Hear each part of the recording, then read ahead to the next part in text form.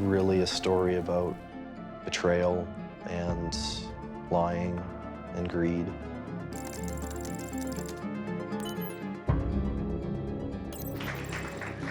We're here to talk about Bitcoin. So, Gerald, starting with you. So I created QuadrigaCX in 2013, and we basically are now the largest exchange in Canada for buying and selling Bitcoin.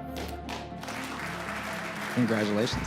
Before Gerald Cotten died in India at age 30, nobody could get their money off the exchange. It's amazing that the biggest question I have is whether or not a person died.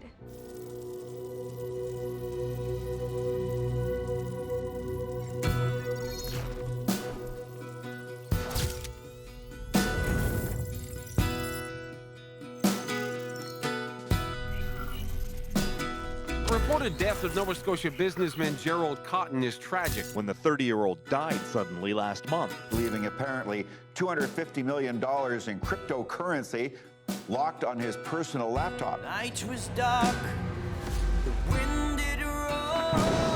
Sounds pretty bleak for investors trying to get their money. Cotten's widow, she doesn't know the passwords to her late husband's laptop. Creed and gold. Most of the money is locked away in cyberspace. Forever the loneliest road. This is a real mystery that's unfolding this morning. Right now, investors, they can do nothing. Something is tremendously fishy about this whole exchange of where exactly the CEO went. Conspiracy theories suggest Cotten faked his death. You'll find me gone, sick of dark, distant shore. Unless Cotten made arrangements. A dead man's switch would be something that Gerry would have had to have set up before he passed away.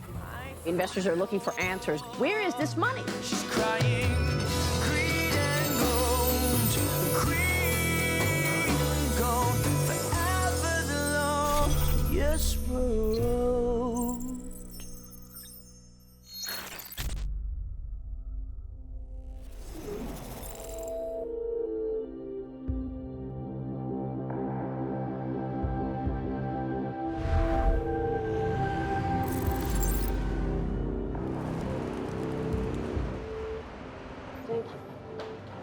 There's so much intrigue, there's so much funny business, you know? So it's kind of like connecting the dots and see what you can come up with. Maybe he was going to fake his death. Maybe he actually died. I don't know. That's another good question. I am an independent journalist, and I research cryptocurrency. First, I got interested in it because of the technology, and then over time that led to a fascination with financial crimes.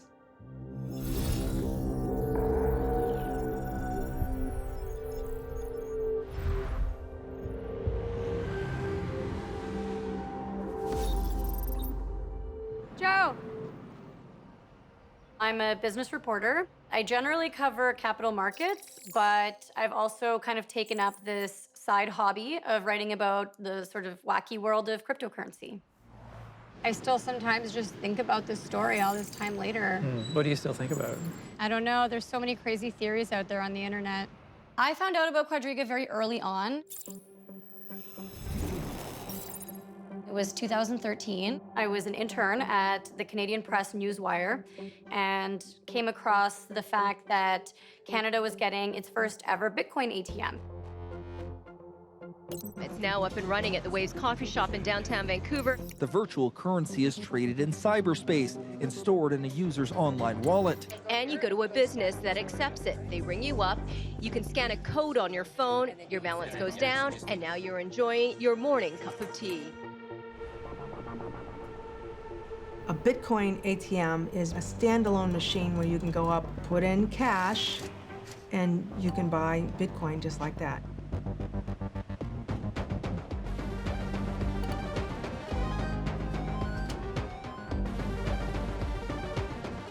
Once you go through a Bitcoin ATM, you've got your Bitcoin, and then you can begin trading it on an exchange like Quadriga.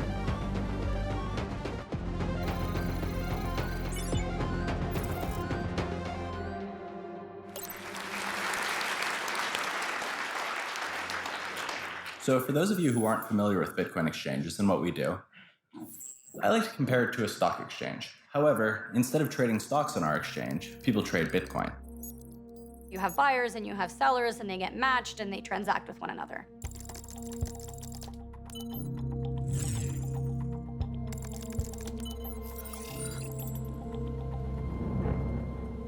Hello, everybody. Our guest tonight is Michael Patron from Quadriga. Well, in mid-2013, the only exchange of note in Canada was Vertex. They had a monopoly, which many believed they were abusing. So the co-founder, Gerald, and I believed that we could do better, and Quadriga was born. Michael Patron was about 5 years older than Gerald, so he, I think he was like a big brother to them.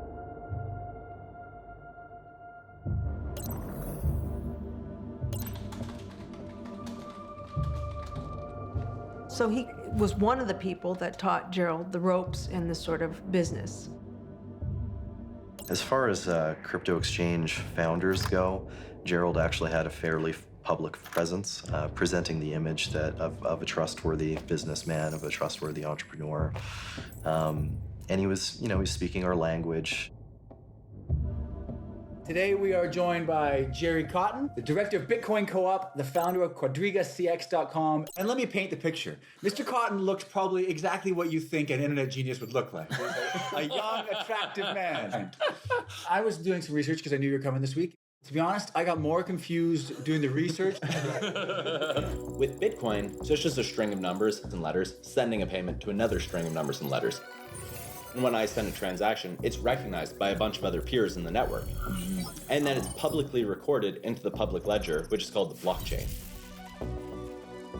See, that's the cool part about Bitcoin. There's a public ledger. So you can actually see all transactions that happen in the Bitcoin network. Really? Ever, yeah. So it essentially removes the need for a central authority. It's like the bank. It's interesting that this all kind of came out in the sort of aftermath of the global financial crisis. That crisis made a lot of people stop and go, well, why are we trusting these financial institutions? Why are we trusting these banks?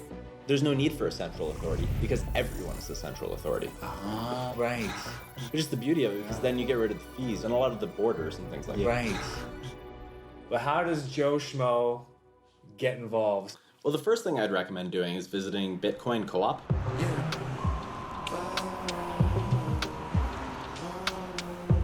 You can find a ton of information there, basically discussions about Bitcoin, what's going on in the industry, and so forth. This is Decentral. The door's magnet locked. Don't just hear me out. I can help you out. Without a doubt, no bank, no fees, no dog, no fleas. Always on free, cause with decentralized C-double-O-P. We first got the place as a hangout for the crypto community. Bitcoin Co-op. That's, and we did all the outreach stuff. Ooh, our Hall of Shame. Failed monies. This is I don't want to say central hub. That sounds oxymoronic or something. Quadriga, those guys, they came to the co-op offering basically to fund our outreach events. Like we got a table at Car Free Day, we gave away free coins to people. They got a lot of publicity through their associations with us. Every Monday night, we actually have our Bitcoin Co-op meeting. So we've had times when 50 people show up. Oh, yeah. And everyone's just interested in Bitcoin. I'd get to the meetups early, and Mike would be there. He'd walk me through trading concepts, and he just did this, and the same way I get excited about Bitcoin, he got excited about trading. He had money, and he was a confirmed good trader. You can look at him posting his public positions early on and making some really good calls. He was really nice. But so was Gerry. Gerry was really nice too. Always smiling, always happy. Hold that up to there. He helped my kids buy Bitcoin from an ATM, so there's still a video on YouTube of that. Okay, now click send Bitcoins. Yeah, he was a pilot for fun. And he was really just super friendly.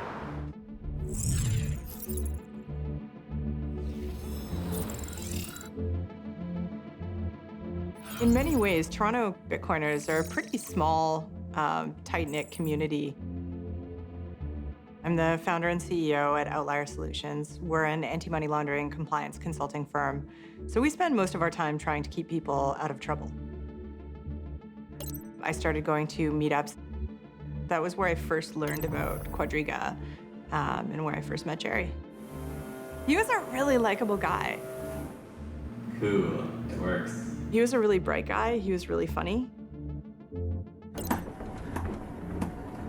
One of the best parts about Canada's new money is that it's fully waterproof. Check it out.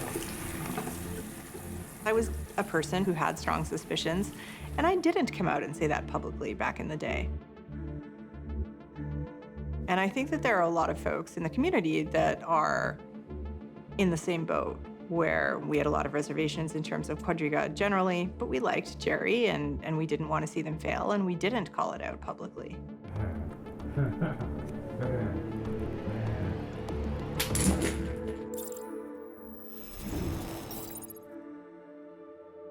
In 2015, the two other major exchanges in Canada went out of business, and that made QuadrigaCX the main game in town. You know, they were the big exchange at the time. What happened to the former largest Bitcoin exchange? They just cited a variety of reasons, banking troubles, legal. We'll probably find out a lot more about them in the coming days, but as a result of them shutting down, it's been great for me. Yes. It's been a very, very busy time and a very exciting time for us. Our volume has more than doubled since the announced closure of Vertex. Wow. We think you should buy a really big boat, too. Gerry wants a helicopter. I think he'll get that before we get a boat. We have announced that QuadrigaCX will be going public.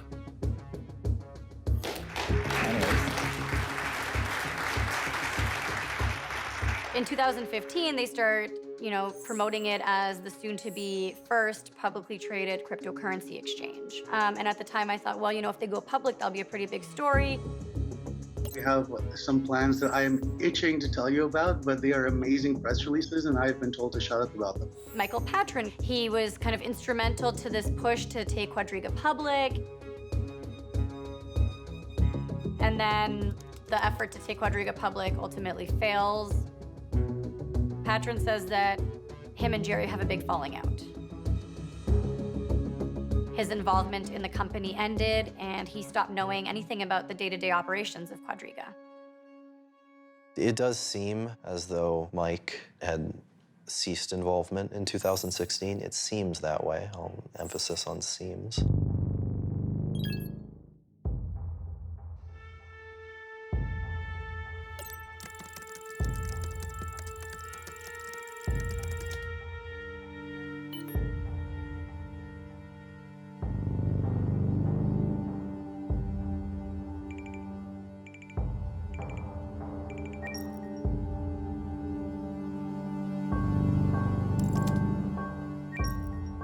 After that time, Cotten operated QuadrigaCX as a one-man band.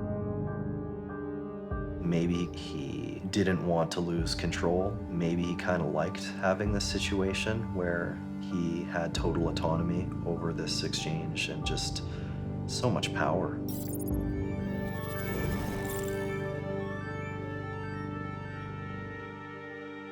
People got into Bitcoin because they liked the idea of getting rich for free. Magical internet money. I'm a cryptocurrency journalist and the author of the book Attack of the 50-Foot Blockchain. This came out July 2017, just as the big cryptocurrency bubble was on its upswing. I started putting a few $1,000s in Bitcoin, and then a few months later, it went from $1,000 to $2,000, and I was like, wow, I made 100% of my return. So Bitcoin, the software is just open source software. Anyone can copy it and twiddle it a bit and they've got a new coin. The bubble of 2017, that bubble was people pretty much just trading between the different cryptocurrencies and making a lot of money doing it. Like a lot of money doing it. Bitcoin, Ripple, Ethereum, got me investing in each of them. Bitcoin, Ripple, Ethereum. I got that crypto making me millions. I turned $350 into $12,000. He became a millionaire at 24. You absolutely can make a lot of money. The dizzying ascent continued today. It hit a peak in December, mid-December, where it was nearly $20,000. In 2017, about over $1 billion in transactions went through the exchange. There's so much money coming on to Quadriga now. All of a sudden, he's got this windfall of hundreds of millions of dollars. The other key player is Jennifer Robertson. That is Gerald Cotten's girlfriend, ultimately his wife. I knew that he was engaged, but he was very private and very quiet about that. People who thought that they knew him quite well said that she sort of came out of the woodwork. They didn't know who she was. We know that she changed her name, which makes her quite mysterious. She was Jennifer Griffith, and now she's Jennifer Robertson. There were also these rumors. At one time, she seems to have used the name Jennifer Forgeron. She didn't become Jennifer Cotten.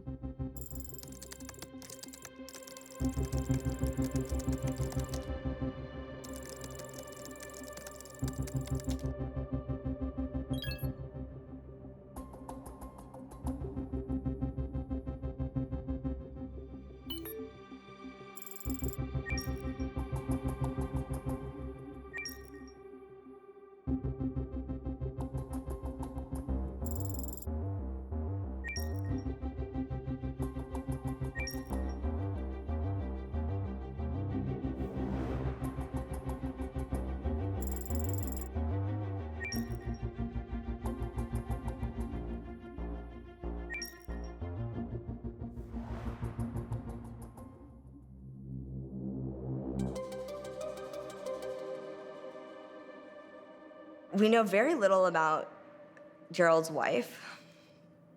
Very, very little. We do know that Gerald was living a very lavish lifestyle, which included a lot of travel, the purchasing of at least one plane. Jen and Gerry lived a life of luxury. He had this 51-foot sailboat. We know that they had all of these properties together, all of these wonderful vacations, staying in these fancy-looking hotels. Mostly when we corresponded, it was electronically, and he was usually traveling somewhere. So I just got the sense that he was traveling and enjoying the work from wherever you are mentality. But definitely that there were also problems there. It's late 2017, early 2018. And the price of Bitcoin now is falling. The cryptocurrency has gone from hitting a new record price yesterday to nosediving today. You know, there's a lot of trades on the exchange. The platform can't keep up with the business.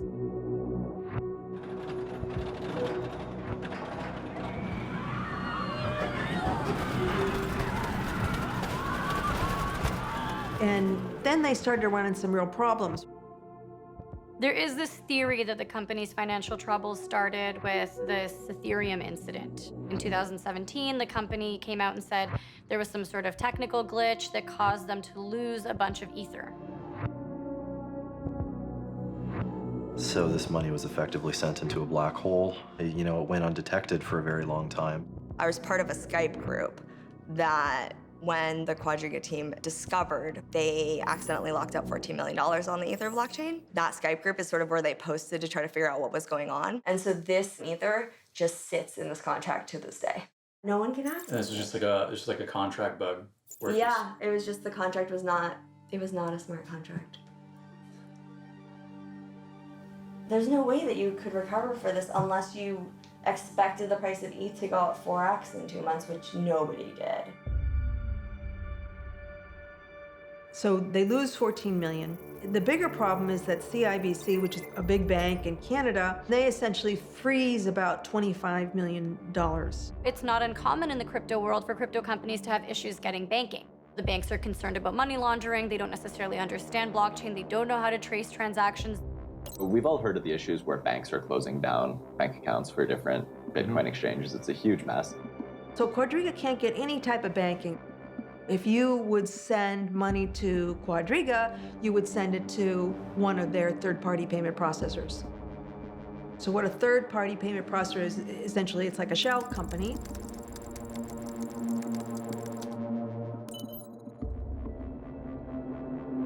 And they'll sort of funnel money through this web of accounts or shell companies. The CIBC funds, they froze them because they didn't know the source of the accounts.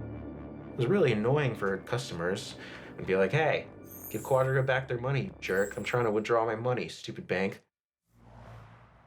I did see the complaints escalating. Because businesses in the cryptocurrency world have trouble maintaining a bank account, the idea that, okay, so your transaction might be delayed, your withdrawal might be delayed, is not that unusual.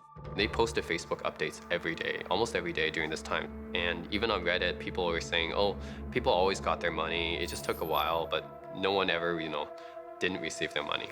At that time, this was October 2018, so I believed them. January 14th, 2019.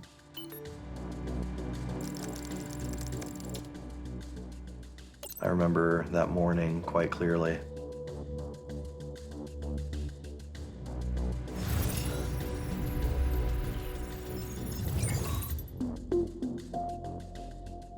There was this notice from Quadriga that Gerald Cotten died suddenly.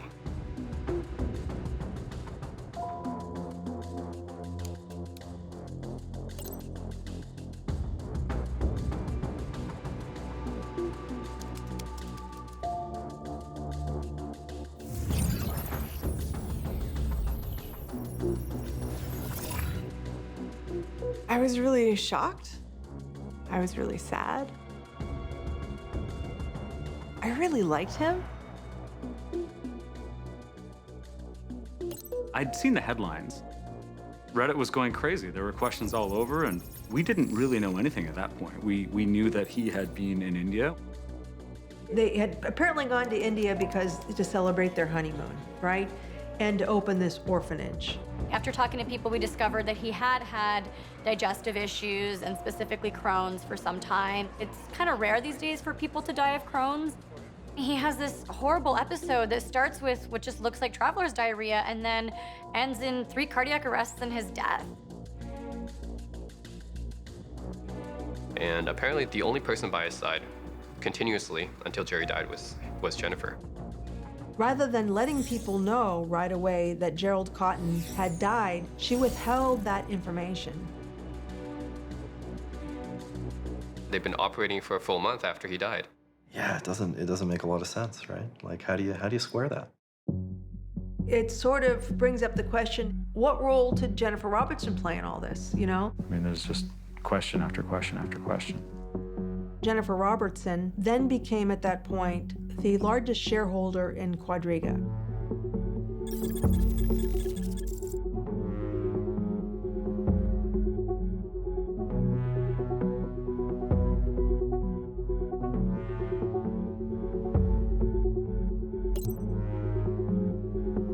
So then the sort of panic about withdrawals escalates. They put in limits, $50,000 per month. People were trying to get their money out, but they couldn't. It was obvious things were really bad. Suddenly the site goes down.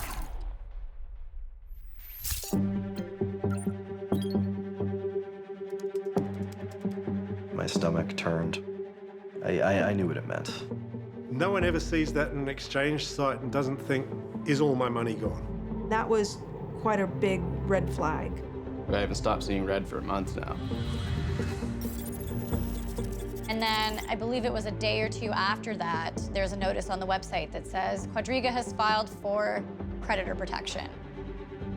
My co-writer, Joe Castaldo, got the filing from the courthouse. And he says, oh my God, there's $180 million of crypto that seems to be missing. And there's $250 million total that is owed to people, and they can't get any of it. And at that point, we knew we had a pretty big story on our hands.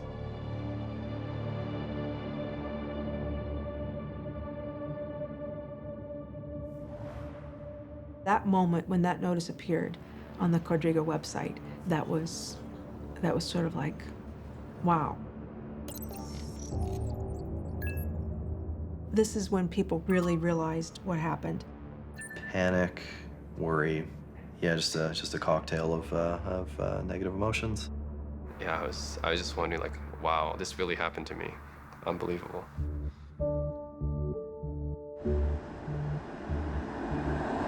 We were pulling 18-hour days.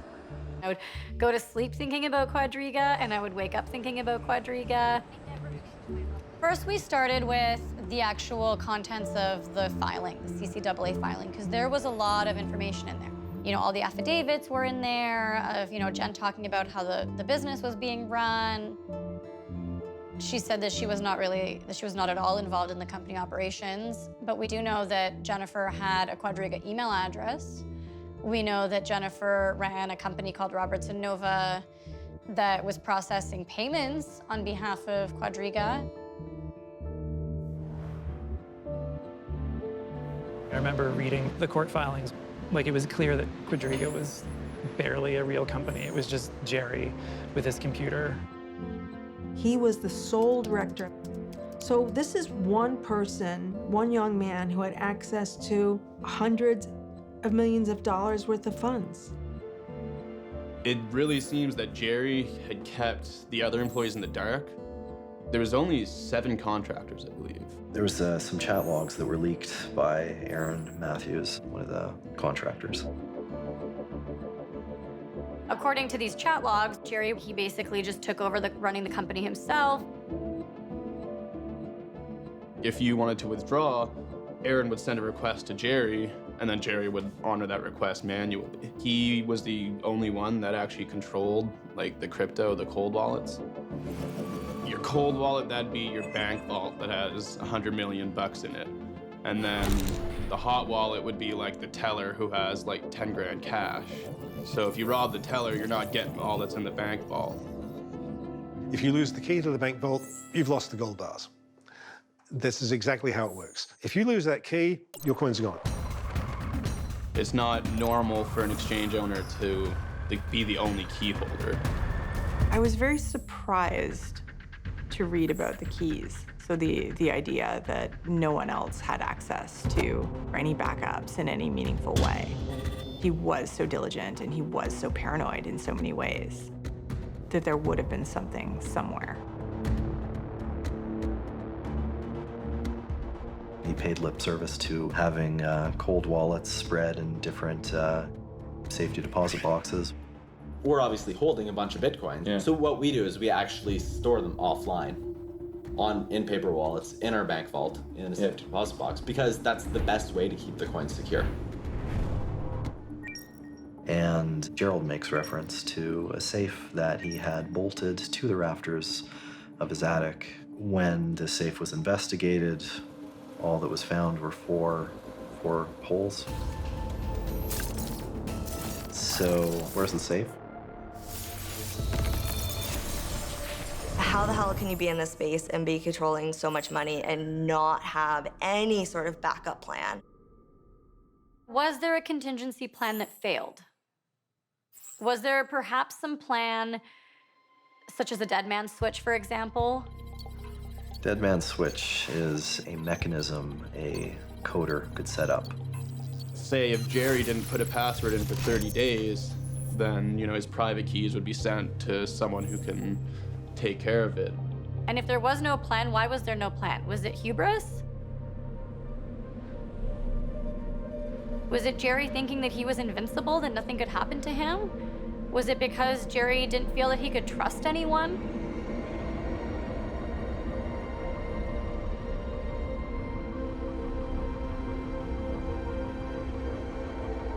Well, what happened, Gerry? Where's the money?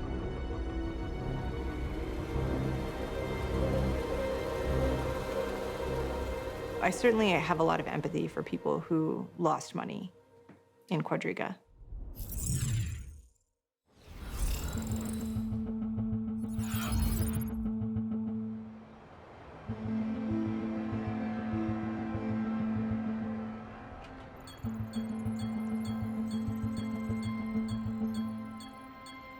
Actually, I think this is maybe you can do a left turn here. It was just the shock of, how can my timing be this bad? If I had sold my house any time else, this wouldn't have happened to me. Yeah, I pretty much ended up losing my life savings because of it. I lost about 400,000 US dollars in QuadrigaCX, right? So I posted this video. It was a very candid video because I was very frustrated. As humans often do, we get greedy and we get selfish, and I was jealous of my friends for making so much money. So I kind of took a big risk. I actually took out 3 loans from the bank, and I put it all in crypto, which, as you know, crypto crashed. And I put myself into an even deeper hole. And the only way for me to dig myself out of that hole is to sell my apartment. So that's what I did. Yeah, my apartment's pretty much right at the end of the street.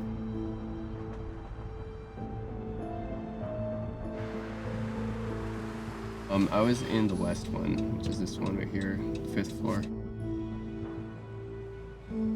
I sold it at a time when I also wanted to kind of move back to Canada. I wanted to quit my job, but it's what came after, you know, that kind of really shook me.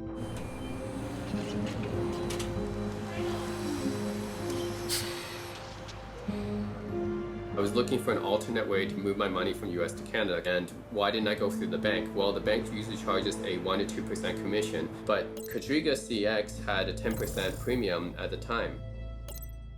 Be sure to visit QuadrigaCX.com, Canada's best Bitcoin exchange. This is what I thought cryptocurrency was invented to do, is to easily move money between different places, right? Global withdrawal options, including direct payments to any Visa card worldwide. Quadriga definitely knew how to pull people in. You'll never have trouble moving funds into and out of your QuadrigaCX account, Canada's best Bitcoin exchange.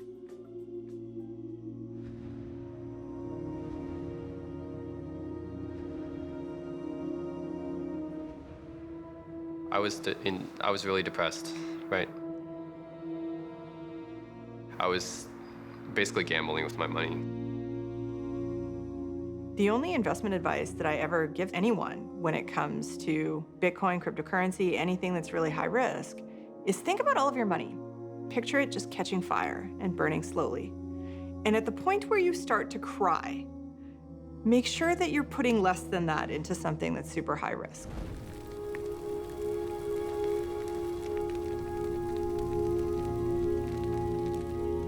Most important thing, all viewers, anyone watching this has to know, is not your keys, not your coins.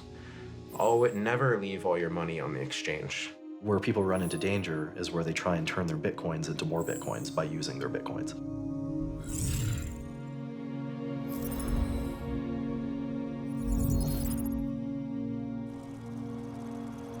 Having a background in computer science, I was able to appreciate crypto. I was fortunate enough to discover it very early on.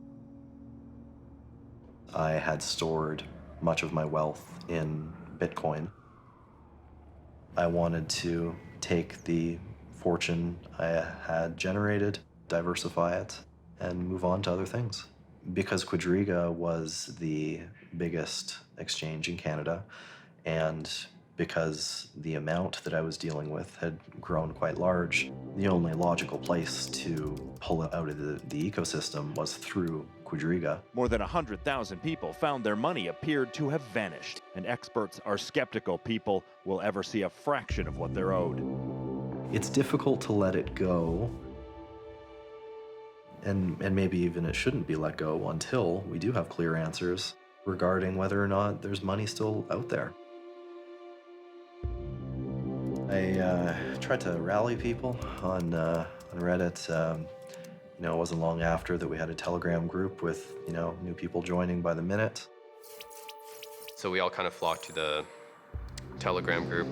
At the beginning, we were just thinking about, let's get ourselves some lawyers, try to get some of our money back, and try to understand what's going on.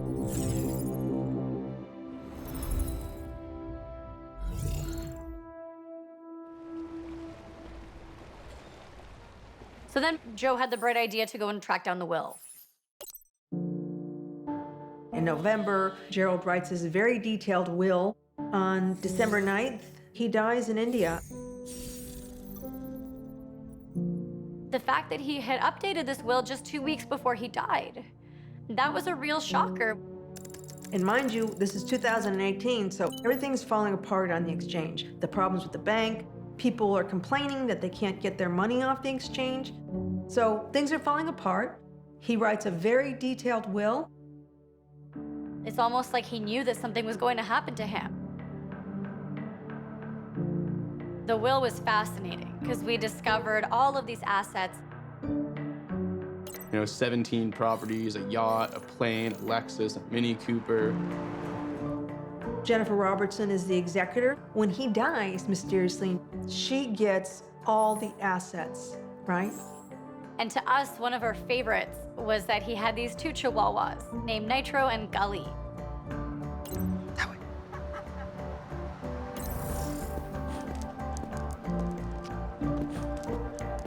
He had left this sum of money, this $100,000 trust, for the care of these 2 chihuahuas in the event that Jennifer doesn't survive him. Nitro and Gully. I hope they're doing okay. I do. Just how meticulous he was about laying out what was going to happen to his assets, even his dogs, after he died, and yet compare that to the mess that Quadriga was. It was crazy. The cryptocurrency confusion is attracting a growing number of lawyers and accountants suggesting they can sort it out. Ernst & Young were brought in to be the monitors on the CCAA protection, which is the stage before bankruptcy.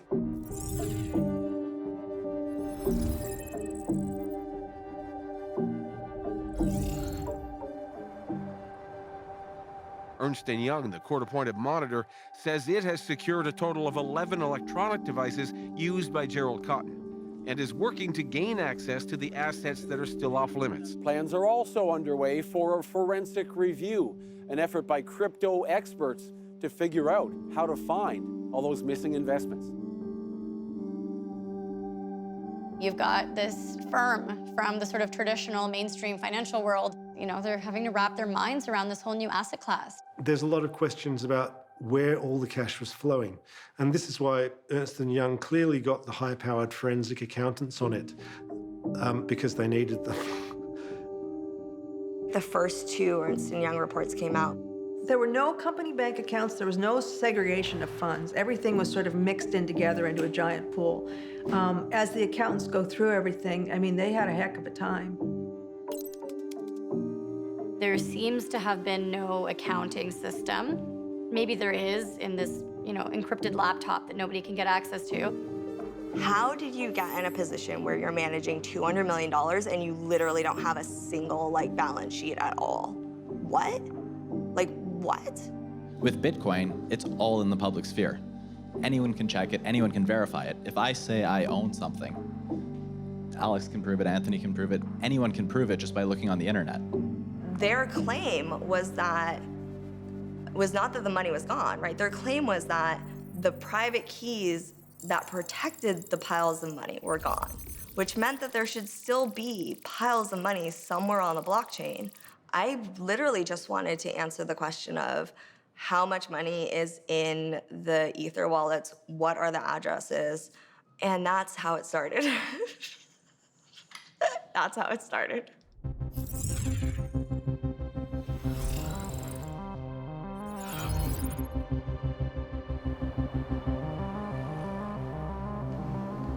I am the founder and CEO of MyCrypto. MyCrypto is a non-custodial wallet for cryptocurrency. Non-custodial means that we don't hold your funds. We basically allow people to interact with the blockchain, access their funds, send their funds around, but we don't actually hold them. So my investigation, once again, did not start as let me investigate Quadriga. Basically, my plan was spend a couple hours, find the addresses, I'll post them on Reddit, and move on with my life. There are just so many transactions like 700,000 transactions. And so one trick that I use is that it'll just automatically color the addresses.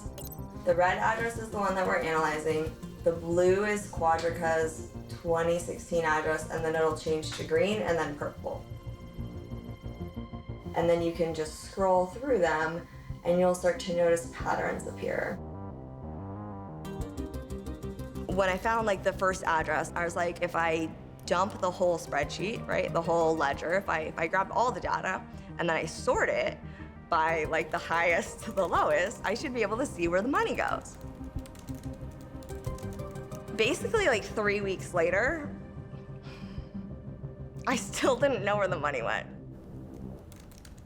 And then I did things like combining all the addresses and then sorting by the amount. And I did things like separating the outgoing transactions from the incoming ones. But at the end of the day, there's no piles of money, period. So you can find the private keys all you want. There's still no piles of money. So, you know, what the hell happened? What happened to that money? And if it isn't cryptocurrency, why is it proven so elusive to find? There is this paper trail, this digital ledger of every single transaction that anyone can access, but the identities are masked. So you can see the address of a Bitcoin wallet that moved money to another Bitcoin wallet, but you wouldn't necessarily know who controls those wallets.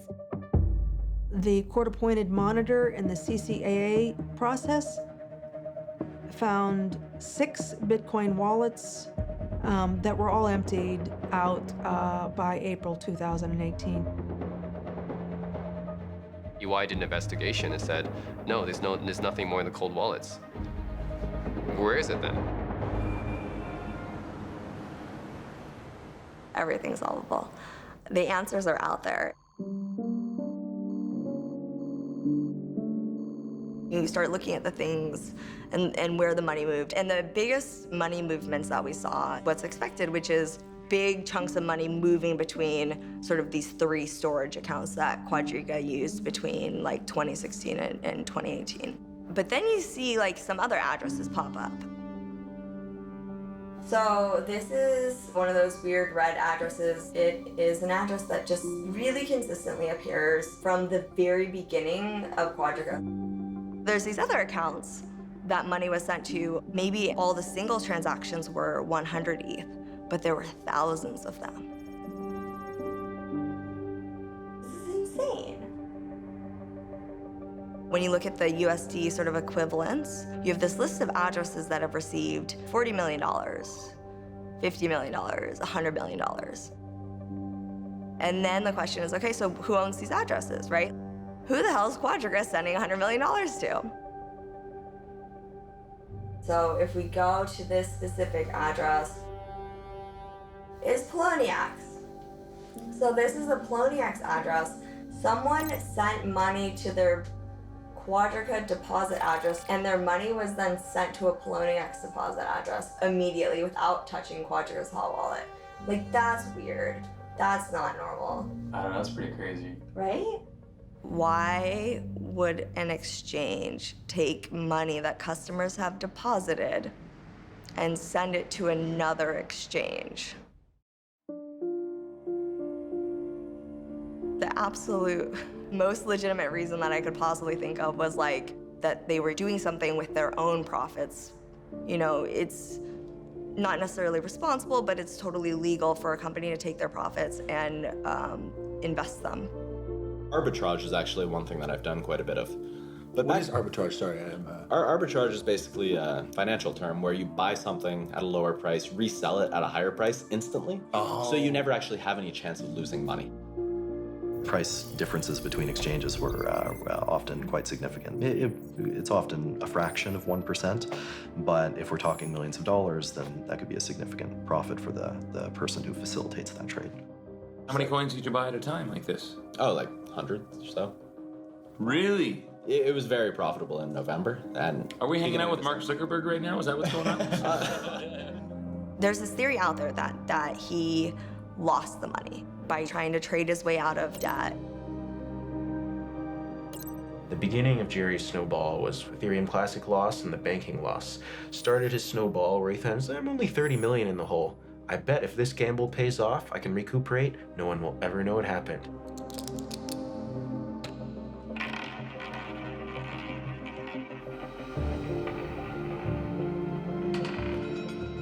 Gerry seems to have thought that he could trade his way out of his problems, the sort of trading that's gambling. He was just really bad at it. He lost all the money, and it's like, why did you do this? It looks very like an overconfident idiot.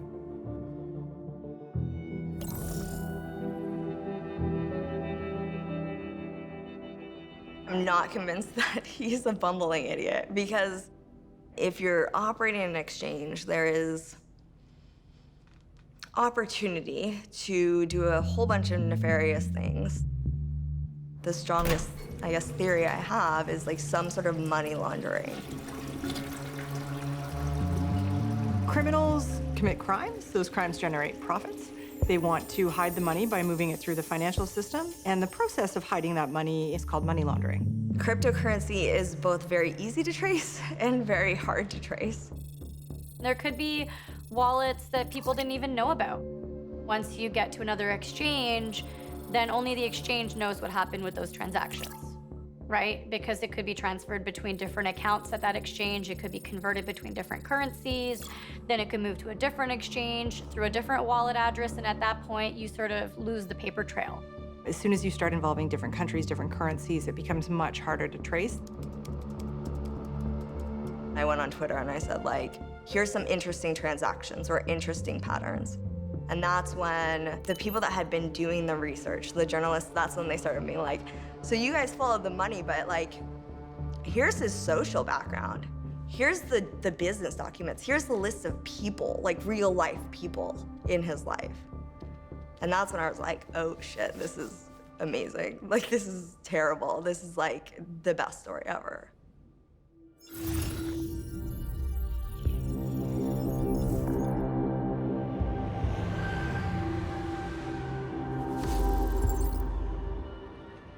The internet was filled with all these rumors about Michael Patron. Yeah, those rumors were very persistent. I don't know, I was very intrigued by it because I looked up Michael Patron and I saw that he graduated from university or something. So I just emailed the school to find out, like, hey, did this guy actually graduate? And they said, we have no record of somebody with that name. I was like, okay, if that's not adding up, there must be something more going on here. I've been working with digital currencies since about 2003. Everything okay? Someone at the time had posted how he was actually this money launderer, or that he was an identity theft, and that he actually went by a different name, which was Omar Dhanani. Omar Dhanani is a guy who served time in prison in the United States for his role in an identity theft and credit card fraud ring called Shadow Crew. And the service that he provided to Shadow Crew members was a money laundering service. So Shadow Crew gets busted by US authorities. And he was sentenced to 18 months, and it does look like he served close to that sentence. And then we've managed to obtain the booking photo of Omar Dhanani from the Passaic County Sheriff's Office in New Jersey, where he was taken in on his Shadow Crew charges. And we tell Michael Patron, look, we have these 2 photos of you. And I mean, they're of you. Close to 15 years had passed between those 2 photos, but it's still very clearly the same person. He's got the same facial features. You can see there's some kind of like scar or pockmark or something kind of on his forehead. And so he asks us to send him the photos. So we oblige, we send him the photos. Yeah, he told us, while I obviously disagree with your conclusions, I have to wait for counsel prior to responding more thoroughly, which is unlikely to happen before your deadline. Bye-bye. Bloomberg went and found the actual name changes. He went from Omar Dhanani to Omar Patron and ultimately to Michael Patron. So his name is Michael Patron, that's his legal name, but he is the same guy who was Omar Dhanani, the convicted hacker. And we had even asked him, remember? We said, are you Omar Dhanani? And he just said no. A man of mystery, I guess.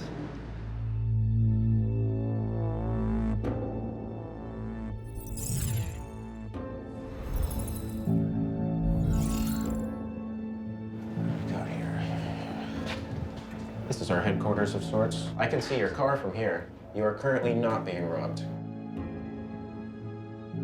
I knew Mike better than Gerry. Some people will call him a huge tough guy.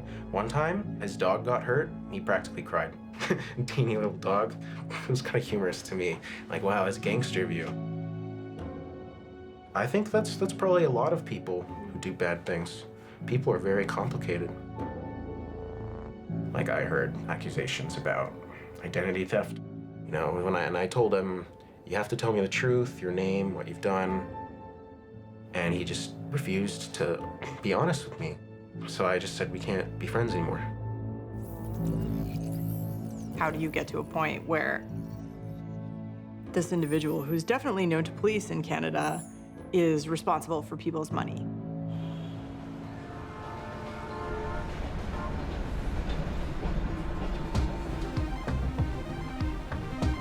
Why would Michael Patron step out of the picture?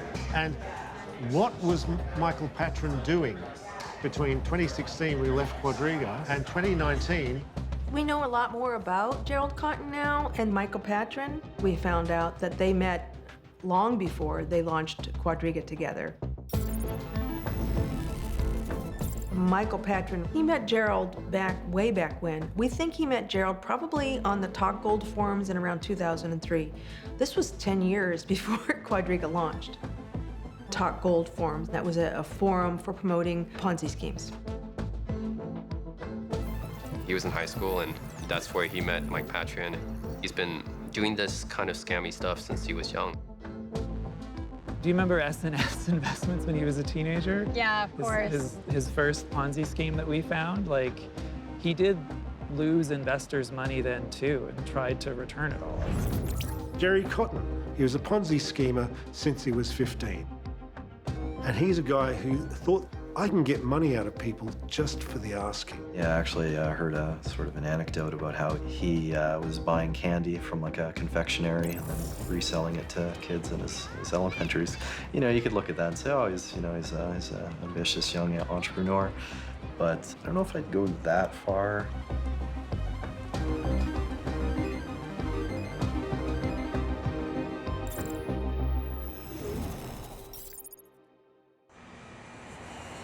After his release from prison, we know that Omar Dhanani was deported to Canada and then registered a company called Midas Gold.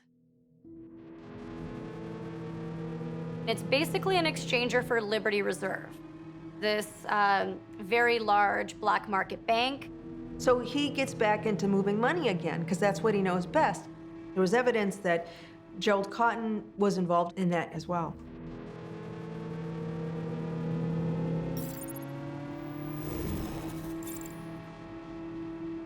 And then Liberty Reserve, of course, gets busted. So that's done with. So what next? Well, suddenly, Cotten and Patron appear in Vancouver in the Bitcoin, community. With Bitcoin, you basically get rid of that large corporation. So I was really, really fascinated with that technology. He talked up the sort of libertarian Bitcoin angle. I believe in everything you guys believe. You should trust me. Everyone liked them. They supported the community. In a time when no one else really would. He almost never said anything at a co-op meeting. He sat there and smiled. Always smiling. Maybe in hindsight, there's a red flag that someone too generous is too good to be true. Money laundering and scamming people and Ponziing. Once you realize that Gerald's been doing that, it's harder to say, like, flip a coin, he could be a bumbling idiot or an evil genius. Like, you look at it and you just go, Well, what are the chances that both these people literally turned over a new leaf 6 months after their last Ponzi exit scam? The fifth report, that was the really excoriating one. Yeah.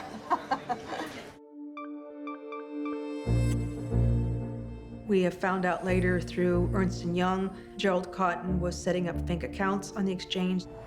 14 fake accounts, things names like R2D2. And C3PO. So if you would send money to Quadriga, what you would see in your Quadriga account would be not real Canadian dollars, but what were called quad bucks. QuadrigaCX bucks. This was kind of an in-between currency. They weren't real dollars. Now, the problem with that is you can make money out of nothing. He was funding these accounts with fake crypto, fake dollars. Okay, now scan the QR code.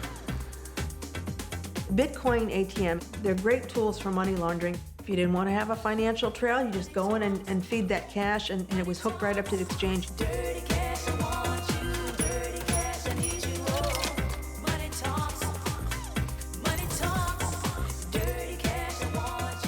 People could actually, if they withdrew money from the exchange, if they could go and pick up cash at certain locations, they'd even have boxes of cash sent to them, their door, okay? Shoe boxes of cash delivered. And that's a tip-off to some funny business right there. According to court documents that we have from Ernst & Young, Gerald Cotten would direct these third-party payment processors, or shell companies, to funnel money directly into his bank account and the accounts of Jennifer Robertson. Oh, that's great. Famous stove. The stove full of all the unpaid checks. That's just fabulous. Yeah. There was a great photo, which was from one of the hearings, of a stovetop with bundles of bank drafts sitting on it that had been there for 2 years, uncashed. People were sending them money in 2017. They never even banked it or cashed it in any way. And it's like, how does that work? It was some sort of money laundering chop shop. We take steps to make sure that people aren't laundering funds through our system. We obviously don't want to facilitate any sort of illicit transaction of that type. I'm just imagining the person at Ernst & Young writing those monitor reports. They don't actually say, and everyone involved should go to jail immediately, but they totally mean it. So you have to have a certain intelligence and an understanding of people and greed to be a good con man. It's possible that he realized sometime in 2018 that he'd really screwed up his own con. At what point did he start to think, maybe I have to have an idea for how to step out of this? The scam was collapsing. He couldn't keep it going any longer. Then, whoops, he died. Quite soon after he died, someone came to me and said, dude, he's not dead. It was the time of his death that made people wonder, was there a possibility that he had faked his death? Was this an exit scam? If you were going to fake a death, India would be a great place to do that. You know, dying on his honeymoon while building an orphanage for children is just all like too perfect. It's so nice that it's a red flag for me. He's building an orphanage, okay, well, maybe he's a philanthropist. And then I kind of ran that by a couple people, and they said, no, we never really knew Gerry to have this sort of charitable side. Everything was falling apart in the exchange. It was at this point where make or break. And we have seen exit scams in the cryptocurrency world before.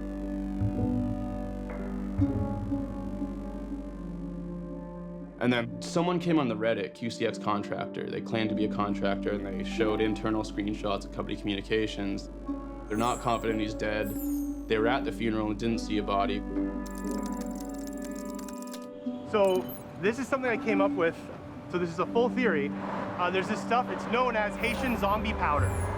So witch doctors in Haiti, what they do is they'll give you this drug, which makes you appear dead for up to a few days until you get the cure.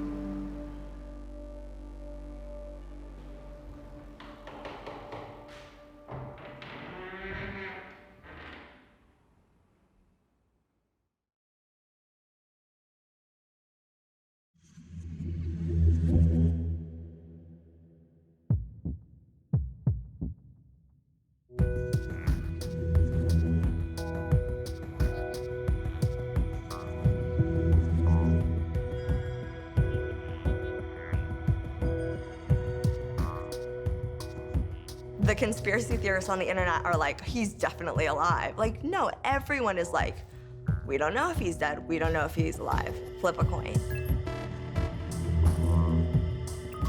The rumors were quite rampant that perhaps he had faked his own death. People had dug up old news reports from other parts of India with fake death rings.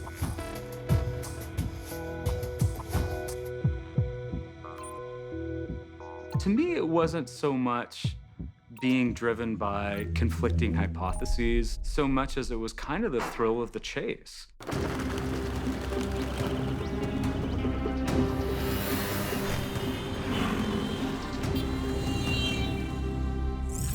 It was my assignment to go to Jaipur and try to piece together what happened in his final hours. The first task was to find the death certificate. We hopped in an auto rickshaw and made it to the registrar's office, which was small. There were desks and shelves that were just stacked full of papers. And the next thing we know, they had pulled up the actual death certificate, and they said, would you like a copy? And we said, sure. And I just remember I was working with a local journalist who speaks Hindi, a local fixer, and just high-fiving, like, wow, this is great, we got it. And this is happening. The death certificate had his name spelled wrong. It was Cotten with C-O-T-T-A-N.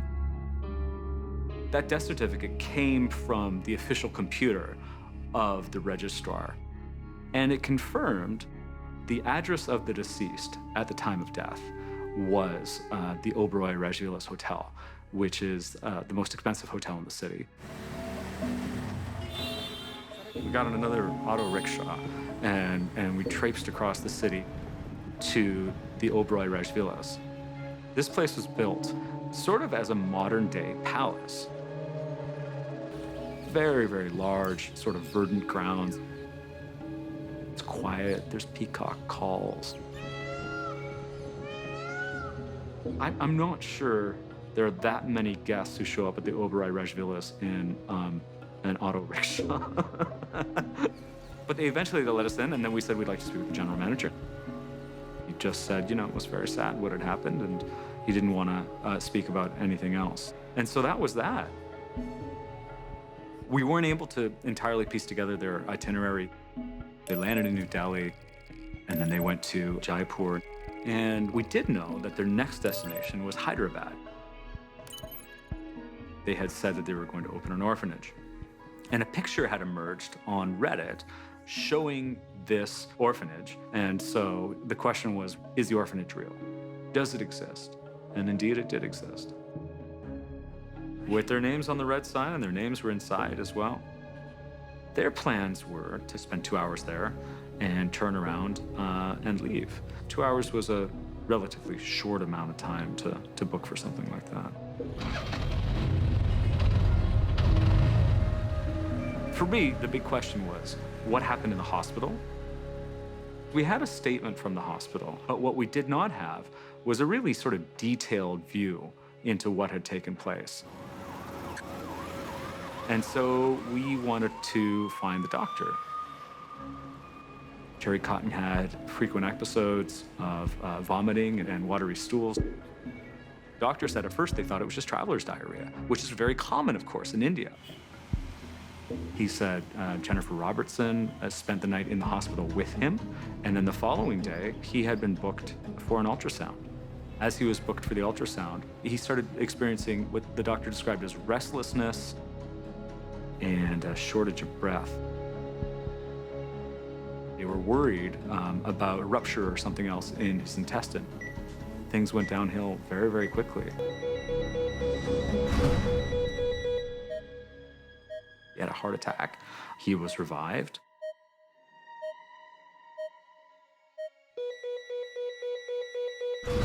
Then he had another heart attack, and they revived him. And then he had a third heart attack, and they couldn't revive him.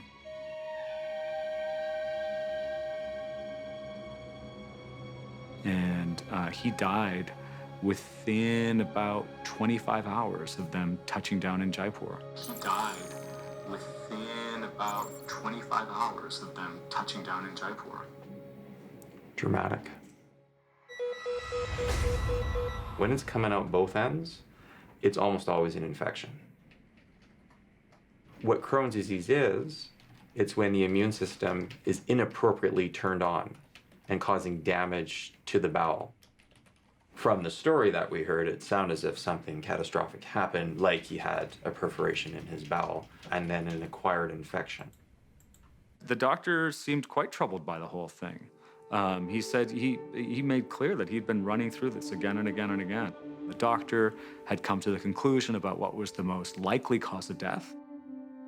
One of the things that happens with Crohn's disease is this possibility of a perforation, and that can lead very rapidly to sepsis.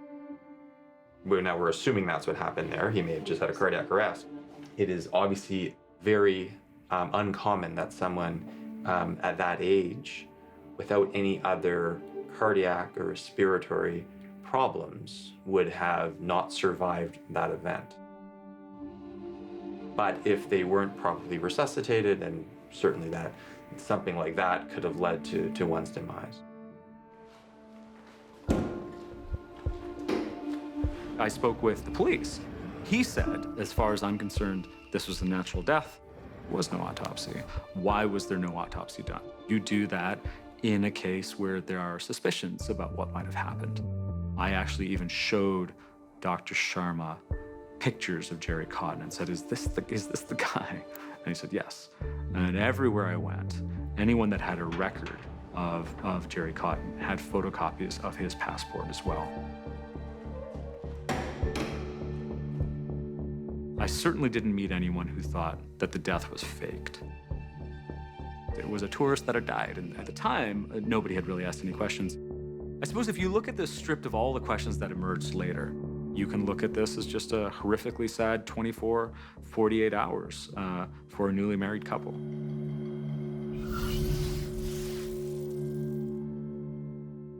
Reputable journalists have spoken to the doctor and so on, and think his story is good, but I think it would be ridiculous not to have doubts about it.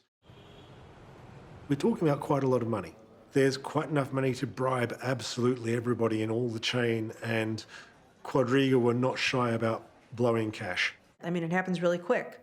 He gets sick on the 8th, he's dead on the 9th. You know, he's on a plane back to Canada on the 10th. The services are on the 14th. It's apparently, from what we know, closed casket. Jennifer Robertson is the executor, so she makes that decision.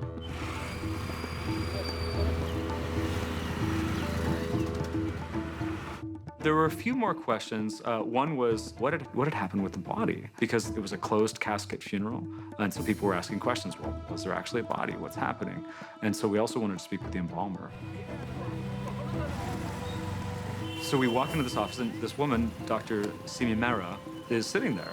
And we said, hey, we're here, you know, trying to understand a little bit about what happened to a Canadian man who died here. She's like, oh. She's like, yes, they brought the body here, and I refused to embalm it. And we were like, what? The embalmer thought that the circumstances were fishy because, as she recalled, a representative of a hotel had come, which she found very strange. Normally, the body would come by ambulance. Normally, the communication would come directly from the hospital. And when she asked what had happened, she was given only a sort of a very cursory description of what had happened. She's like, well, this is very, very strange. And so she said no. She suggested they take the body to the SMS Medical College. It's a place where police are often present. And so she said, take the body there. And so that's where we went next. We walked in, the first thing we walk along this hall, and the first thing we see a sign for anatomy department, which is what we're looking for. And we see this doorway that has two skeletons, both of which have what appear to be ping pong balls in the eye sockets. And on top of it, there's a sign that appears to all be made out of human bones, which is like, okay, that's a little Addams Family. Then we wanted to see the records. So they came back with just this very kind of thin dossier. And it showed they had photocopies of his passport. And it also showed the people who had dropped off and taken the body. Those people worked for the hotel. Where the body had been in between, I don't know. I would think it would be a very strange thing for a luxury hotel to bring a body onto its premises, but there's not very much that's normal about this story. Nobody's seen the body. So is this really Gerald? Nobody really knows for sure. I'm not convinced he faked his death, but I'm also not convinced that he's dead. I'm 80% sure that he's dead. 75% sure. You know, people just don't believe that he's dead. They want to see a picture. They want DNA. Lawyers want the RCMP to exhume the body of QuadrigaCX founder Gerald Cotten. The now 76,000 creditors are pushing the Royal Canadian Mounted Police to dig up Gerald's body soon, because it's already been in the ground for over a year. If it isn't Gerry, then it's obvious disappear and fake your death. And if it is Gerry, then we have to ask, could he have been attacked, murdered, poisoned? I'm here with the crew of the Deadliest Catch.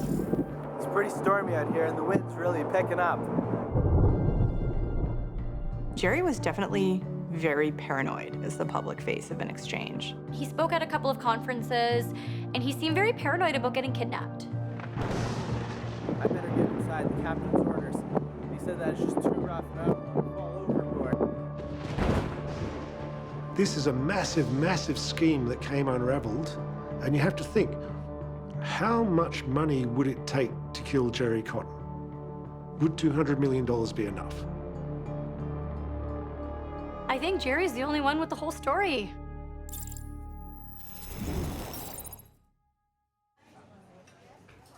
There's so many open questions, you know, it's just a beautiful example of the rampant fraud and scams in the industry. A lot of people are still convinced that, you know, they took the money and ran, but I feel like after that OSC report came out, it's pretty clear that the money has already been long spent and is gone.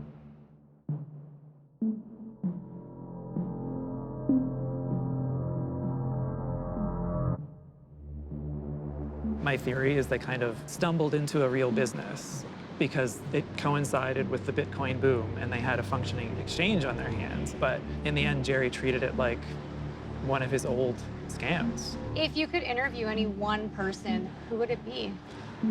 Probably Jen. What little they've recovered, plus all of Jennifer Robertson's Quadriga bought houses and so forth, will be sold and redistributed to the creditors, and they'll get cents on the dollar. To find out that your husband wasn't who you thought he was the whole time. I mean, she gave everything back, so I think the only thing she kept was her wedding ring. No. It's sad. We know that the whole thing was a fraud. Who else was involved? 2016, when Patron steps out of the picture, did Patron step out of the picture? Did they talk about the egg scam with Patron? How much he's involved in it, we don't know.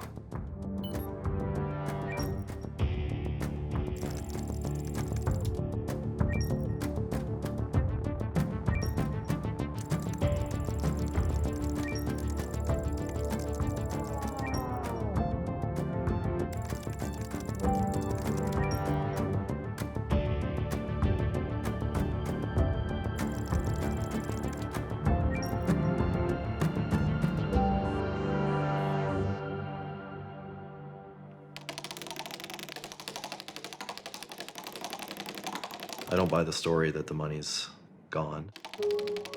There's somewhere around $100 million that's just unaccounted for. It just, you know, sent in directions that are difficult to continue following. I think that someone still breathing has control over it. And so long as that person continues to breathe, there's a chance that they made mistakes. If all of the clues live on the internet, and if all the insights come from the internet, then the person that's most equipped to solve it is someone who really deeply understands the internet. People are looking for answers and people want justice, and that's, I think, what most people in the Telegram group want. It's not just their money back, but they want to see justice served. You cannot have a $200 million fraud just happen and everyone go, lol, whatever. It's not just regulation, it has to be effective regulation. And part of it is, I think we need more and better enforcement. If someone is getting punched or stabbed or shot, that's going to take precedence over somebody losing a few dollars or many dollars. And I understand that. But on some level, if we never investigate these things, if we never prosecute these things, they're going to keep happening.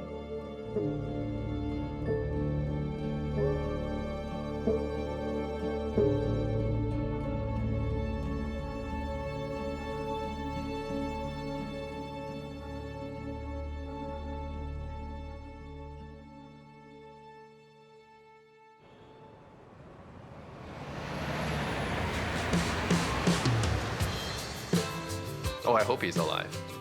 Yeah, I hope so. I hope he's alive and we get him, we get our money back, but... A perfect world, I'd like them to find Gerry Cotten sitting on a beach and lock him up. You're going to the end of your road, and now you're looking for... Where's the money, Gerry? Where's the money, and will we ever know? You think I was fooling you? Well, you're only fooling yourself, 'cause I'm gone with the money.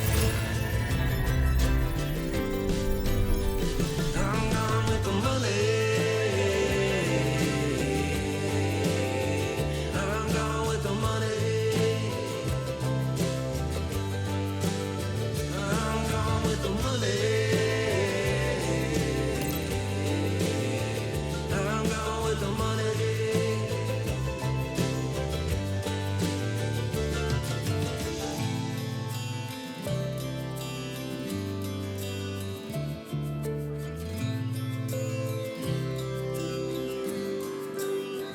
You were looking for the gold.